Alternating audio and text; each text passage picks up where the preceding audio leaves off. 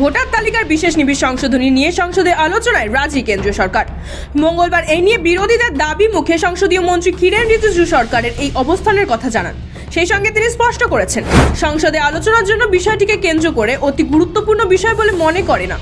সূত্রের খবর, আগামী সপ্তাহেই আলোচনা হবে সংসদে। সম্ভবত 9 এবং 10ই ডিসেম্বর আলোচনা হবে এসআইআর নিয়ে। 10 ঘন্টার সময় বরাদ্দ হয়েছে আলোচনার জন্য। সূত্র বলছে, শীতকালীন অধিবেশনে দুটি বিষয় নিয়ে আলোচনার জন্য সময় নির্ধারণ করেছে বিজনেস অ্যাডভাইজারি কাউন্সিল। জানা গিয়েছে, আগামী 8ই ডিসেম্বর সোমবার বন্দে মাতরম নিয়ে আলোচনা হবে সংসদে। তারপরে 2 দিন স্থির করা হয়েছে এসআইআর নিয়ে আলোচনার জন্য। অর্থাৎ 9 এবং 10 ডিসেম্বর আলোচনা হবে এই বিতর্কিত ইস্যু নিয়ে। 10 ঘন্টার সময় বরাদ্দ হয়েছে এই দুই বিষয় নিয়ে আলোচনার জন্য। আগামী সোমবার বন্দে মাতরম সংক্রান্ত আলোচনা শুরু করবেন প্রধানমন্ত্রী নরেন্দ্র মোদী স্বয়ং। পরে সংসদ বিষয়ক মন্ত্রী কিরেন রিজিজুও জানান, 9 ডিসেম্বর দুপুর 12টা থেকে সংসদে শুরু হবে এসআইআর আলোচনা।